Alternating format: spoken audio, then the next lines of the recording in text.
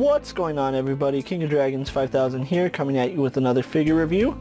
Today we'll be having a look at the McFarlane Toys DC Multiverse Selina Kyle Unmasked from the Batman movie. And so here we have Selina Kyle posing out of the packaging. Before we take a look at the figure, let's actually run through her accessories really fast. Selina Kyle does come with one accessory. She does come with the coiled up whip, which does fit in her right hand. And then she of course does come with the McFarlane display base. Other than that, Selina doesn't get any other accessories, so let's actually move on to her details.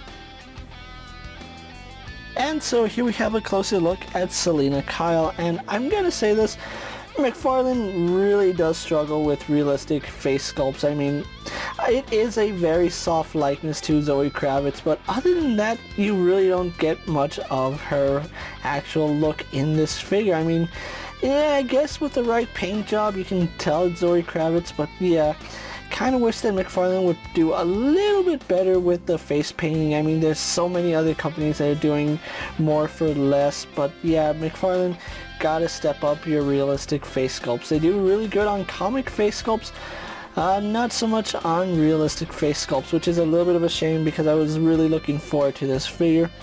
You can see that she does have her cat mask rolled up. I would have much rather preferred not even having the cat mask, like just having the hair as is without anything on her head. That would have been a much better figure. I'm not a fan of the way it looks because it kind of does look like a beanie just thrown on her head, and it's not really a good look for an unmasked figure. I would have liked it if she didn't even have it and we just had her full set of hair. That would have been much better. But yeah, you can see she does have the McFarlane side eye, but looking off to the right. I do believe the original Catwoman was also looking off to the right. But yeah, another thing I do need to point out is that the skin tones from the plastic used for her neck does not match the paint that they used for her face. Now that's a little bit of a shame. I don't know why they didn't cast her head in that same flesh tone and then just paint the black and then had this a separate piece, because from the looks of it, it looks like it's just one solid piece and they just painted the flesh tone, and it does come off a little bit pasty. Yeah, so it's kind of not the best work that McFarlane has done, and the reason I'm focusing most on the head and scrutinizing it the most is because the rest of the figure is the exact same that we got on that first Catwoman. There's nothing new on the figure. She doesn't have any new hands. Everything about it is the same.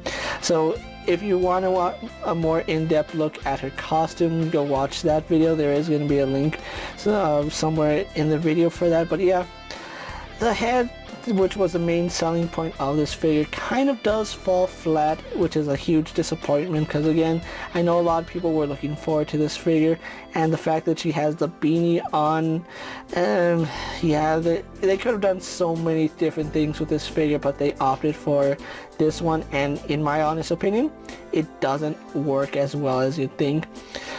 As far as the rest of the costume goes, it still has all that really great detail that we saw in that first Catwoman. The shiny gloves do look really nice along with the rest of the outfit. It's textured wonderfully. You can see different types of textures, which is very good. We do have this lighter, like slate gray going right here on her crotch piece, which is a little bit strange because again, it looks like she's wearing her underwear on the outside of her costume. The zipper isn't painted, but then again, zippers can be black. Like I said, choker is done very nicely. But yeah, overall, it's still a nice looking figure without the head sculpt. If they had done a little bit better on the head, this would be a much better looking figure. But overall, I think I can still live with it, but would have much rather preferred a better looking head sculpt rather than getting this one, because again, the fact that they did paint the flesh tone does make it look a little pasty and kind of waxy. It's kind of uncanny valley-ish. So yeah, not the best work McFarlane has done. So with that out of the way, let's actually get Selina Kyle compared to other figures you may have in your collection. Here we have Selina Kyle posed next to a Marvel Legends Cyclops and a DC Multiverse Superman. Here we have Selina Kyle posed next to a WWE Elite Scale figure and a Mezco 1/12 Collective Popeye the Sailor Man. Here we have Selina Kyle posed next to a Lightning Collection White Ranger and a Star Wars Black Series Mandalorian. And so here we have the McFarlane toys, the Batman, Selina Kyle Unmasked posed next to the Batman Catwoman figure.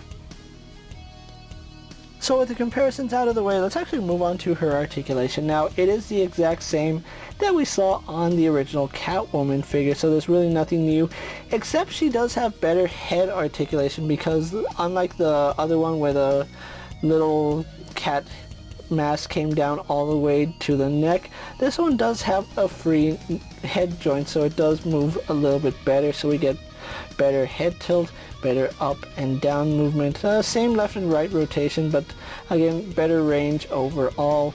We still have that ball joint in the shoulder going all the way around, out to the side, goes a full 360, bicep swivel up high, double bend here at the elbow, working really good.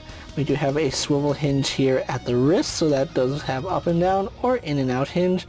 Then we do have a ball joint right here, which works really nice, does rotate. We have a second ball joint down here at her waist, which can lean her back about that far, can lean her forward about that far. Really nice tilt there, as well as rotation. Hips do go out to about right there. They go back about that far, out to the side. We do have somewhat of a thigh swivel up high. We have double bend here at the knee going to about right there. Then we do have rotation at the ball hinge right there, a hinge in the ankle going forward and back, forward facing pin for rocker ankle, and then of course we have that very generous toe hinge. So overall, pretty okay figure by McFarlane standards. It's not the best, but it's obviously not the worst. In terms of likeness, it is there. It's better than the Jason Momoa head, but it's not up to the Ray Fisher head in my opinion. So with that out of the way, guys, let's actually get her posed for my final thoughts, and then we'll wrap up this review. And so here we have the McFarlane toys, Selina Kyle Unmasked pose for my final thoughts, and overall, this is an alright figure. I can understand if you guys aren't a fan of unmasked figures. This is one of those times where the face sculpt is kind of there, but at the same time it's kind of ruined with all that paint that they just globbed on. It looks very pasty and it really doesn't look that good. McFarlane really should have cast this head in flesh colored plastic and then painted all the hair and the hood black, or have those as separate pieces, because as it stands, the way they went about it, casting the entire head in black plastic and then painting the skin tone, does take away the detail of the face and makes her look like a wax figure, which it's not a really good look for the toy. Now, it is using the exact same body as the previous Catwoman figure, but she does get the added benefit of having a new accessory, which is the coiled whip, which all honesty, it really doesn't seem like it's all worth another $20 just for a somewhat subpar head sculpt and a coiled whip. I would have much rather preferred if the coiled whip came with the original Catwoman and this one came with a better head, because yeah, they could have done so much better with this figure. But as it stands, I can only recommend this figure if you didn't like the masked Catwoman figure and you wanted this one. But again, you're only going to get the coiled whip, you're not going to get the fully extended whip, which unfortunately McFarlane really needs to start doing alternate heads and more accessories with their figures, because selling just the same figure with subpar paint apps is kind of underhanded at this point. So do I recommend this figure? Only if you're a fan of Catwoman and Selina Kyle and you want to have both of them in your collection. But if you had to choose one, it's really preference. If you want her with the mask or the mask up, it's really up to you. I can't fully recommend this figure just based on how poor the head sculpt is, but if you like this figure, go ahead and pick it up for yourself. With that being said, guys, I'm KingofDragons 5000. Don't forget to like this video, leave a comment, subscribe to my channel. Go ahead and check out all my other action figure reviews as well as all my other DC Multiverse videos. Hopefully you find them informative. As always, if there's a figure you'd like to see me review, let me know down in the comments, and if it fits in my collection, I'll gladly have a look at it. While you're at it, check out my Instagram account for new and exciting action figure photos, and as always, ring that bell to be notified every time I upload a video. Until next time, guys, I'll see you later. Take care, everyone.